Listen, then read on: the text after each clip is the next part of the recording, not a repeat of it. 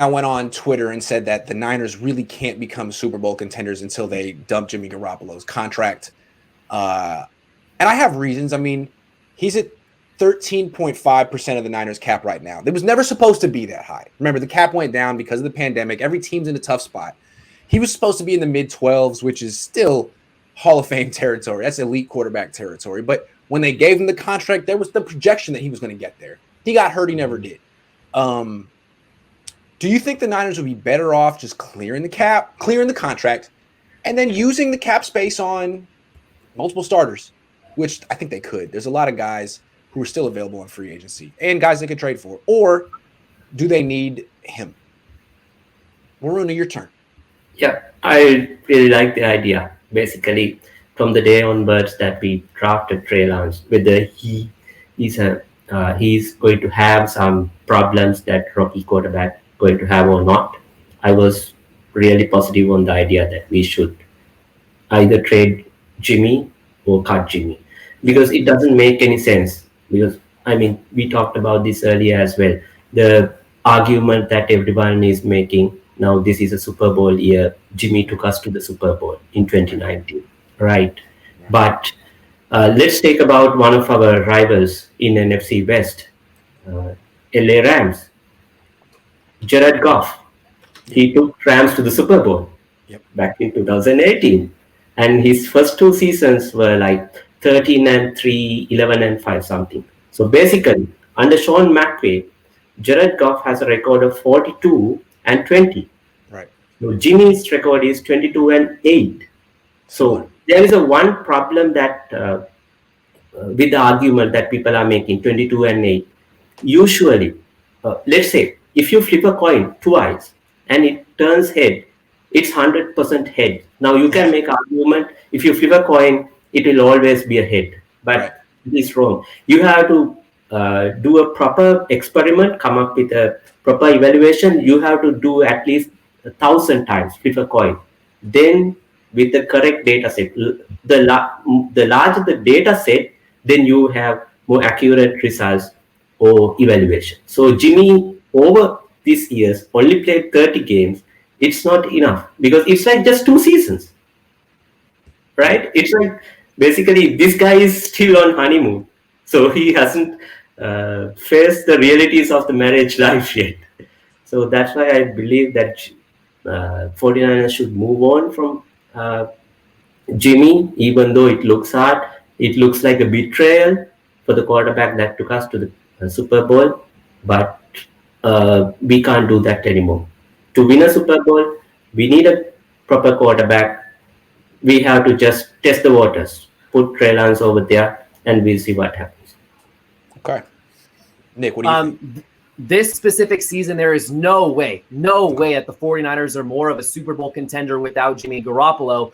If you were to trade him before free agency or before Julio Jones was available, yes. But right now, if you clear that cap space, what's it going toward? The Fred Warner extension? Grant, right before you opened up this question, you talked about maybe with that money, you can add a few free agents that can come in and start. I don't think there's any free agents available that are better than any of the 49ers' current starters at any given position, except for maybe the wide receiver 3 positions week. I don't even know off the top of my head who's available right there. I think that the roster this upcoming season is so sound as it is that being able to have the luxury of having 2 very good quarterbacks, like I talked about last segment, is way more valuable and than anything else that could possibly happen. And looking ahead at 2022, the short answer is yes, of course, they're going to be better off moving Garoppolo. I believe they clear $24.2 million. That's what they would clear next offseason moving on from Garoppolo, and then being able to allocate that money to build a stronger supporting cast around Trey Lance is a no-brainer.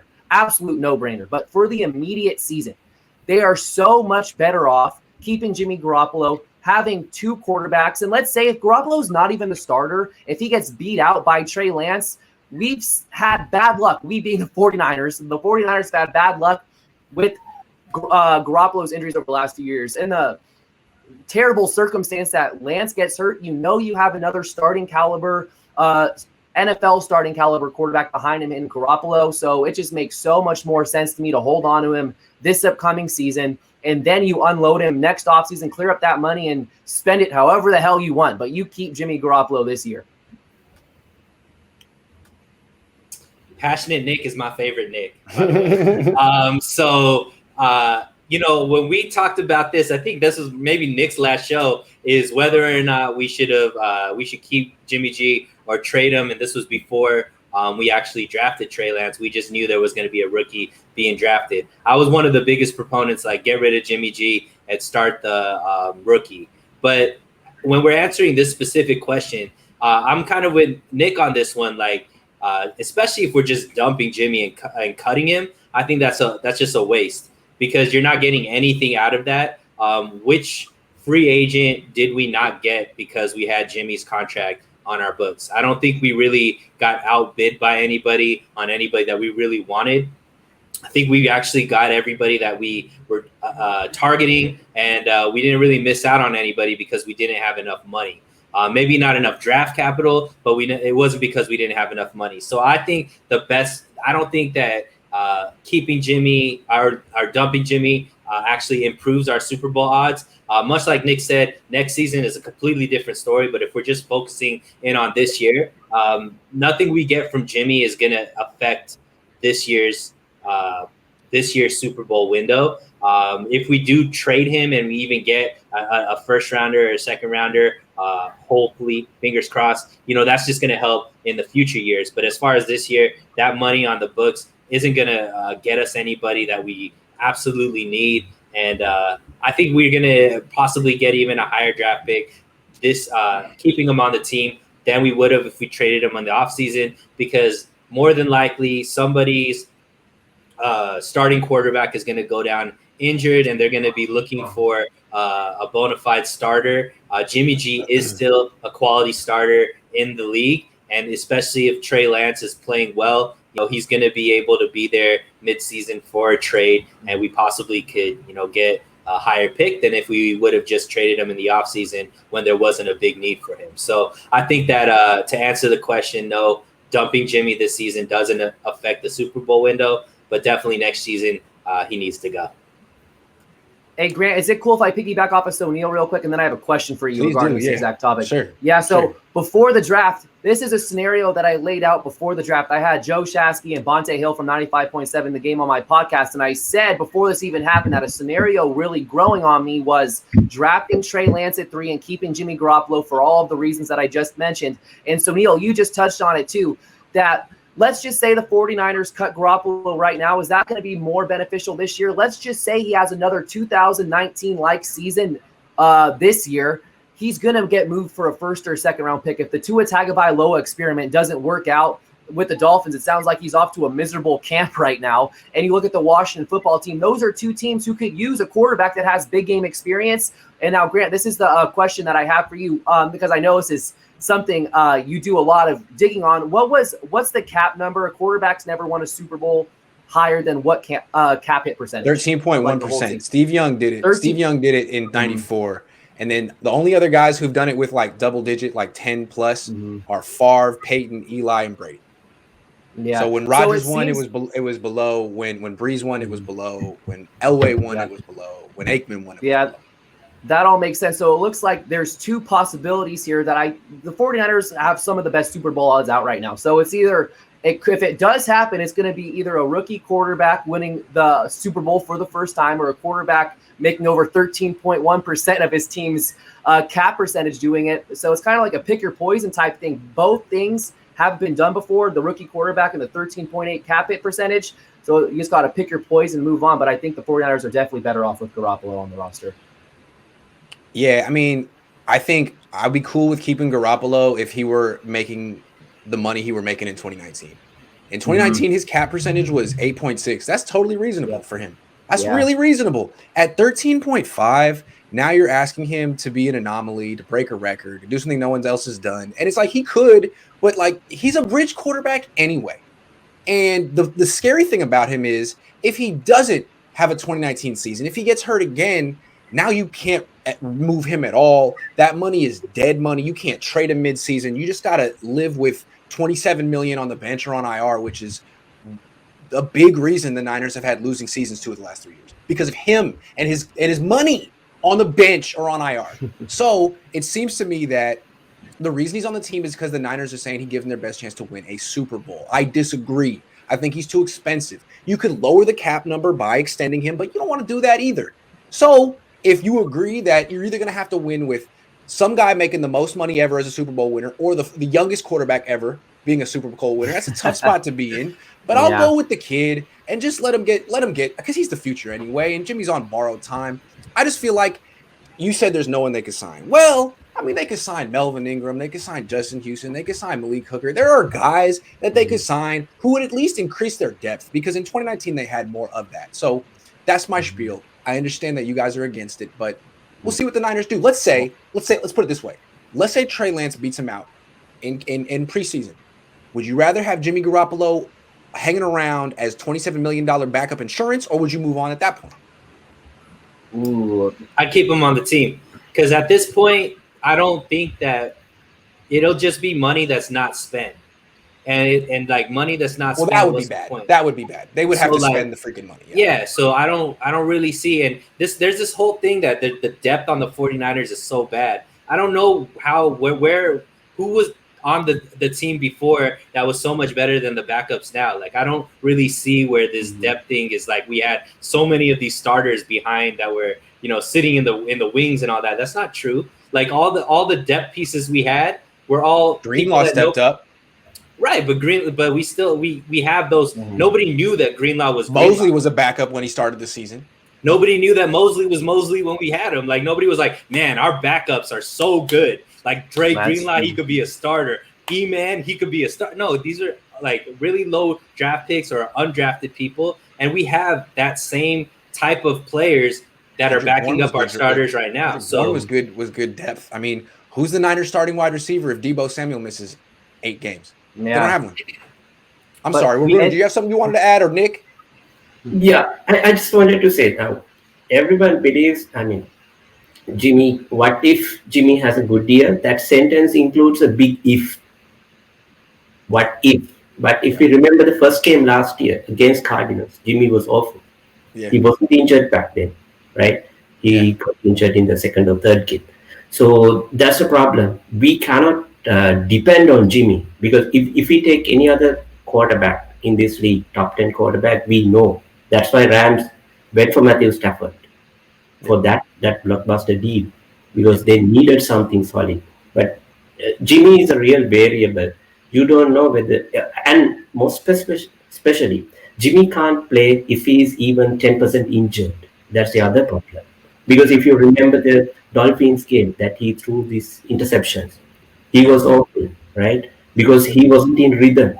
So Jimmy needs 100% everything going for him, not just himself, things around him. Yep. Because how many games in 2019 that team bailed out for him? In the Rams game, we won 20-7, defense holdout, and he threw an interception just by the goal line. So team always stepped better than him.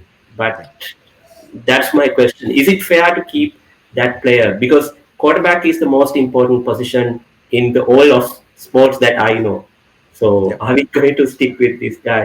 I guess I don't understand who's the person that's saying Jimmy G is going to be our long-term starter with the 49ers. Well, nobody's saying that. We're talking about a 1 year. If Trey Lance beats him, then we have the best backup quarterback in the league, right? We have a person that could be a bona fide starter that's taking a team to the Super Bowl, kind of like how Carson Wentz and Nick Foles was. Carson Wentz got injured going into the playoffs. Nick Foles could come in and they still were able to win a Super Bowl. Yeah. I think that's the similar type of vibe that we're talking about. And then next year, I guarantee you, Jimmy G's not on the team. It's the Trey Lance team for sure next year, possibly this year. And that's what we're all saying. Like, cutting Jimmy G right now, what does that do for us? It's wasted money that's not going to come in. There's no guys out there that we can't get right now with the money that we have. I'm right there with you, Suneil, but I think if you do cut him, that money that you do save this year carries over to next year, so that it will get spent, from my understanding, at some point. But you really have to balance out is having that. You have to balance out is having that second capable quarterback worth it, and I do think it is. Grant, you touched on who was it, Melvin Ingram and Justin. You could trade for Stephon Gilmore. Yeah, but still, it's like you have two starting cornerbacks, excuse me, and Mosley and Verrett. And if either of them go down, Jack Hammer proposed the question, which positional group concerns you the most? I don't think we have that specific question ready to go tonight, but my answer for it was the outside cornerback spot. So that's definitely a position that you look to upgrade from. But I think just based on the pass rush, if they're able to be even 7/10 of what they were in 2019, how much stress that takes off the secondary shoulders. I really am just sticking with having that second quarterback after what this team went through last year is one of the most valuable things you could have. How much more? What's the? Yeah, that's. I just feel like spending $27 million on your number two quarterback's a little bit of a misallocation. It's already done though, yeah. So we're not like it's not though. It's not though. There are so many people that are available. There are. How do you get Stephon Gilmore? Melvin, with what pick? With a second round pick. Suneil. They're gonna give up a second round for 1 year. Like that's not gonna happen now. That's all this stuff was in the offseason. We could have done it. Now it's already too late. There are so many players that are available right now that are gonna get signed right before the season. I mean, every year there are a flurry of starter caliber role players in their 30s who signed right before training camp. In 2011, when the Niners went 13-3, they signed Carlos Rogers in August. They signed Dante Whitner in August. It's not over. There are definitely gonna be more moves. But that specific off season was coming off of a lockout. So that's why all those players were signed in August because, that specific year where there was these starting caliber players, I know that was the year of the lockout when Harbaugh first took over. But anyway, going back to Suneil's point about trading a second round pick for Stephon Gilmore, they didn't make a formal offer as far as any of us know for Julio Jones, who went for a second rounder. So where does Kyle Shanahan value Stephon Gilmore in comparison to Julio Jones if they didn't give that up? They can't afford Julio Jones with Jimmy Garoppolo on the team. Well, I don't know Gilmore's cap it off the top of my head, but Grant, do you feel like there's players out there that we're not going to get? Yes. No. That 49ers want to get, but they can't get because they don't have enough money. They have $17 million in cap space, but they haven't signed Lance yet. Mm-hmm. So that's some of that goes to him, and then they. Yeah, I mean, what? No, they have to extend Fred Warner's contract too. That's more. So I don't really think they can make moves right now. But what I'm saying is, do you think there's these big holes on the team that they need to fill that they can't fill because they don't have enough money? I think this team isn't a Super Bowl contender right now. I think if Jason Verrett gets hurt, the team is screwed. If Nick Bosa gets hurt again or isn't the same, team is screwed. I think they're walking a tightrope right here. They're one injury of Jason Verrett away from being so bad in the secondary. And if you could not spend 13.5% of your cap on a serviceable quarterback and put that on like a better starter next to Verrett, that would be good. But we've done 15 minutes on this topic. We should probably move on. You guys made good points. I'm not trying to change your mind. Go ahead. Who is going to be the punt returner, kick returner? That's some area that we did not discuss this year all along. Last year we were awful in that area. We didn't use Brandon Ayuk for that. Right. So that's another question coming in. That's the area that we lost some games. That's true. The Niners certainly don't win games on special teams. Pinor says, or Pinor, I don't know how to pronounce that, says, is it fair to say that nobody wants Jimmy? Not just for his injuries or lack talent, but since 2011, the talent level of a starting quarterback has risen. I don't think anyone wants Jimmy's contract. Call me crazy. Yeah, absolutely. And nobody wants that contract until they need it, right? Until it's a need. So if one of these quarterbacks goes down on a team, Nick said two teams that are great options in Washington and Miami, that's when you trade them. But right now, it's you're trading low, right? And we bought high. So Teams don't have cap space though because the cap went down. So to get Jimmy, you'd have to extend him. And I don't know how many teams want to extend him coming off an injury-plagued season. That's the problem right there.